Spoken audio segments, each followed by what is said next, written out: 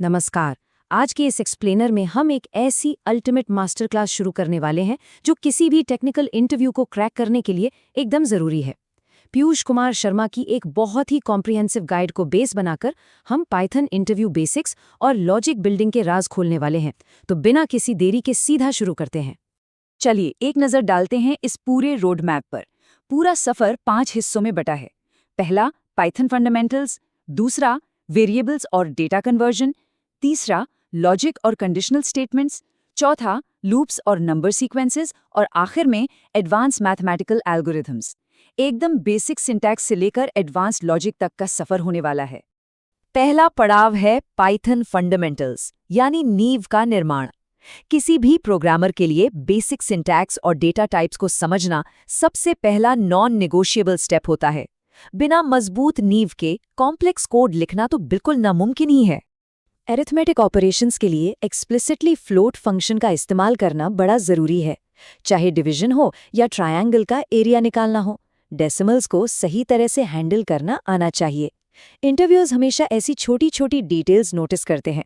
उनका ध्यान इस बात पर ज़रूर होता है कि यूज़र इनपुट्स को मैथमेटिकल ऑपरेशंस के लिए सही डेटा टाइप में कास्ट किया गया है या नहीं।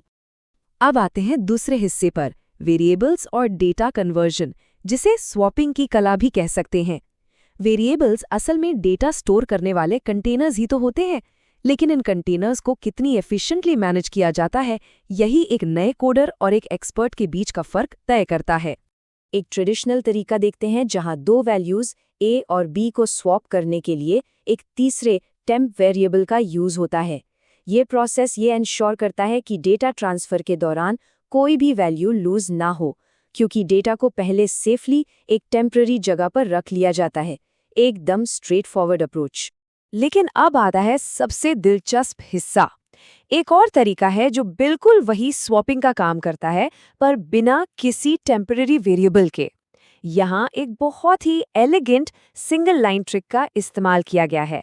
a, b equals b, a। है ना कमाल की ट्रिक? ये कॉन्ट्रास्ट हमेशा से एक क्लासिक इंटरव्यू डिस्कशन पॉइंट रहा है। एक तरफ स्टैंडर्ड स्वैप है जिसमें 3 स्टेप्स लगते हैं और एक्स्ट्रा मेमोरी यूज होती है, और दूसरी तरफ पाइथोनिक स्वैप है। ये मेमोरी एफिशिएंट होने के साथ साथ पढ़ने में भी आसान है। एक इंटरव्यू में ऐसी अप्रोच सीधा दिखाती है कि प्रोग्रामर की कोडिंग मैच्योरिटी किस लेवल की है। यहाँ एक बहुत बड़ा सवाल उठता है। पाइथन स्पेसिफिक हालात यानी कंडीशंस के आधार पर फैसले कैसे लेता है? अब तक तो सिर्फ सिंपल सीधा चलने वाला कोड था, पर रियल वर्ल्ड प्रॉब्लम्स में तो ब्रांच करने वाले लॉजिक की जरूरत पड़ती है, राइट? यहीं से शुरू होता है तीसरा सेक्शन, लॉजिक और कंडीशनल स्टेटमेंट्स, यानी कोड को सही रास्ता दिखाना। यहाँ कोड इवैल्यूएट करता है कि आखिर कौन सा रास्ता चुना जाए। कंडीशनल स्टेटमेंट्स बेसिकली कोड को ट्रू या फॉल्स सिनारियोज टेस्ट करने की ताकत देते हैं, जिससे रोजमर्रा की लॉजिकली कॉम्प्लेक्स प्रॉब्लम सॉल्व होती हैं।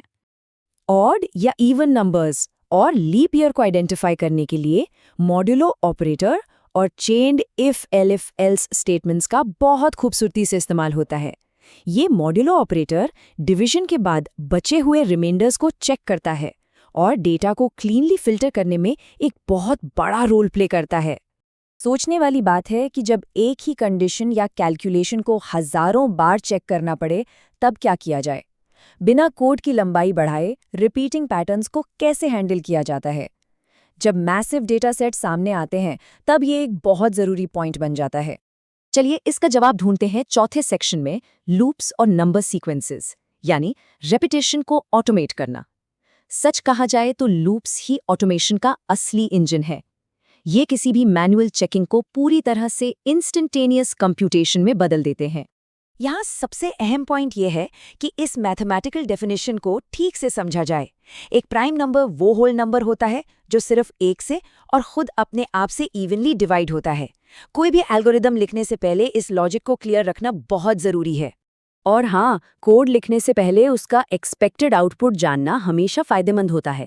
जैसे अगर 1 से 10 के इंटरवल में प्राइम नंबर्स ढूंढने हैं तो एक्सपेक्टेड रिजल्ट्स आएंगे 2, 3, 5 और 7।